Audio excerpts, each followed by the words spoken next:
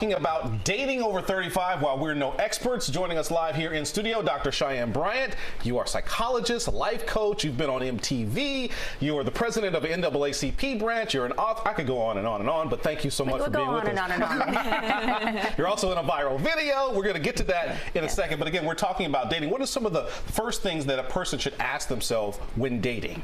When dating in general, I think that it's important to get clear on let's be forthcoming and transparent, right? Where are you at? Where am I at?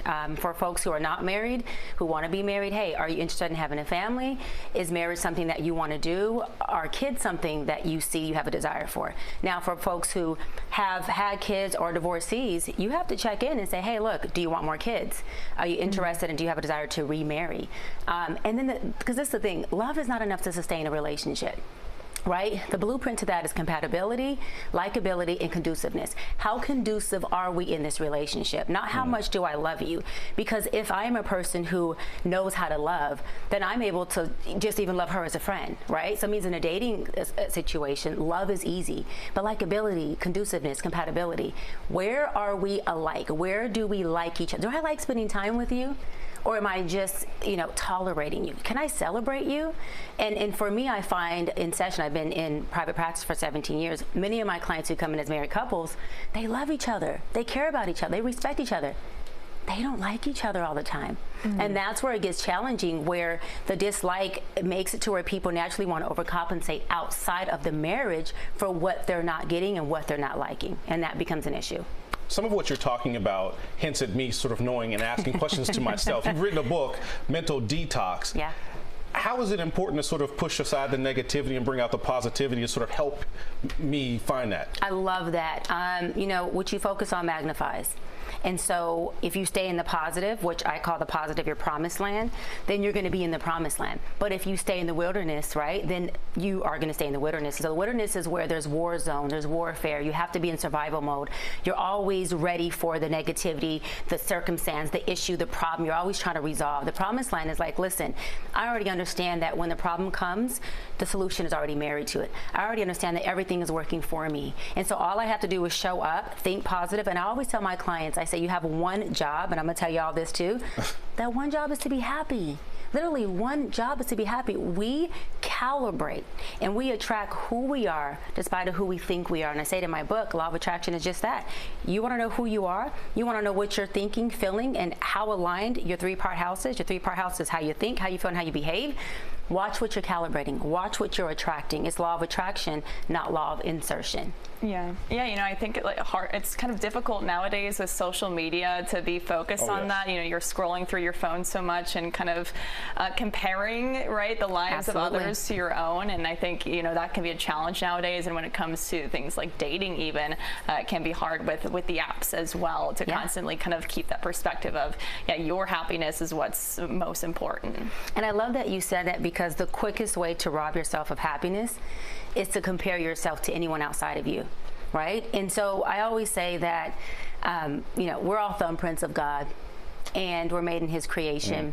And to compare yourself to someone else, or to feel that something about you is deemed not as adequate or not perfect in your way of being made.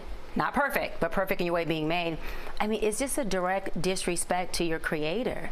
And the thing is, comparing yourself to someone else, you could never be them if you tried.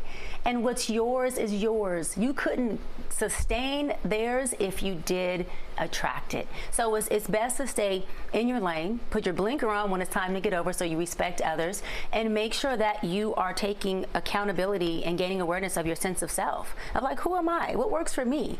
And let me be conducive and calibrate what works for me, especially in a life partner. Because this is someone that you're going to have to be sleeping, and pooping, right, all day long with. And this is the person that you want to be as most compatible with. And I think we lead with the ability of being able to love someone too much. And love is important, but love is the easy part of the relationship, of all relationships. You got family members who love their parents, who love their kids. You had some hard truths for former quarterback in the NFL, Cam Newton. This all went viral, and I'm sure people have seen this. What is it that about that conversation? I mean, so many people latching onto. Why do you think that is? Because it's something that all folks, but in particular the Black community, really needs to be able to hone into and gain awareness of, and stop creating a false narrative to make, you know, rationality or to make themselves feel okay with just bad decision making. And that subject happens to be broken homes and broken families. A broken home is just a single parent home. It means that you are either making houses everywhere, okay, which are blended families, but those houses are empty. They have no homes. That's a problem, okay? A broken family is different. A broken family consists of a two-parent household, but there's dysfunction and trauma at the level that that family cannot function to a level of healthiness. They're so impaired, right? So broken home is single parent. Broken family is we're all in the household, but we are not operating or functioning at a level that is allowing us to be healthy. Our family's so impaired that we are broken in this home. Two different things. And those are both very, very, very important subjects that need to be addressed, not only addressed, but tools need to be provided so that folks not only are getting slapped on the hand, which is not what I was doing, but they're being taught tools and they're unlearning behaviors that created dysfunctional norms so they can go on to create healthy norms, not perfect norms, but healthy norms. And it's important, listen, fathers are very much needed in the home, okay? Parenting is not a mama job. It is a parenting job. And when the fathers are not there and we're creating fatherless kids, we see how they show up. It makes it to where men have an identity crisis.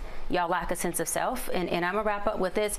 Whenever a man is a fatherless man, the little boy in him shows up in relationships where that little boy doesn't belong.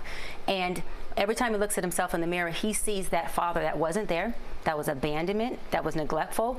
And whatever that little boy calls that father, whether it's he's, you know, a bum from not being there or whatever he identifies him with, when he looks at himself in the mirror, he identifies with himself as those things as well. So when you're talking about men growing up with a really strong sense of identity crisis and a deficit in sense of self, that is the result of a fatherless little boy.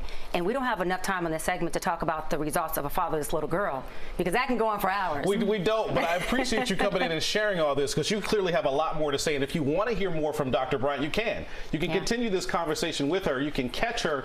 What is this conversation that you're having? You're in Miami. Yeah, it's tonight. It's tonight. It's a live show. You can see the graphic there. What time? You fill me in on the details. Yeah, it's live tonight, y'all. It is at the Miami Beach Convention Center, and it is at 8 p.m. 8 p.m. We the have Miami a Beach live Convention show. Center. Yes. Let's hear more from Dr. Bryant. Thank you so much for joining us. Thank you so much for having me. Thank you for having this conversation. It is so needed, and I appreciate y'all so much. Pleasure is all ours.